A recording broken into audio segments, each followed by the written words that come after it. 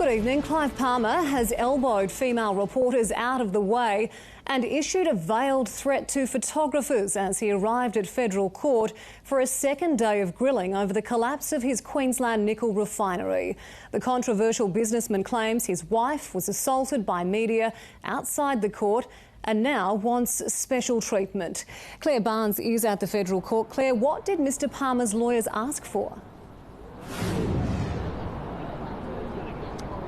Well, Georgie, his lawyers made submissions to the registrar seeking special approval to allow Mr Palmer to enter and exit the federal court via an underground private car park because of safety concerns about the media. Now, this afternoon, the registrar said he wasn't going to make a decision on the request, that essentially this was a matter for court security and court administration.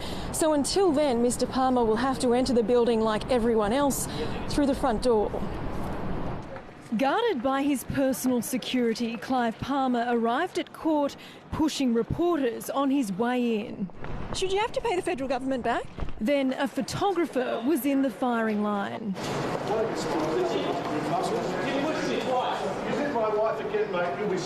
The former MP believes it's the media who have been heavy-handed. He claims his wife was shoved by a cameraman on Friday, causing her to stumble down a flight of stairs as they left, flanked by 4 security guards. Why have you got personal security guards, Mr. Palmer? Under oath, the mining magnate played down his control over Queensland Nickel before 800 people lost their jobs.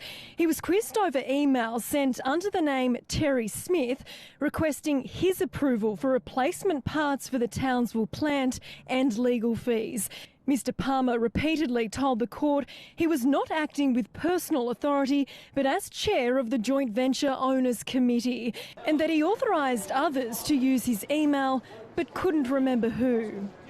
The public examination is part of the federal government's attempts to get back the $70 million it paid in staff redundancies. Today, Clive Palmer revealed he lost the mobile phone he used in the lead-up to QNI's collapse before he had to hand it over to the federal court as evidence. I left it at a restaurant at Sanctuary Cove. Also missing was Clive Mensink.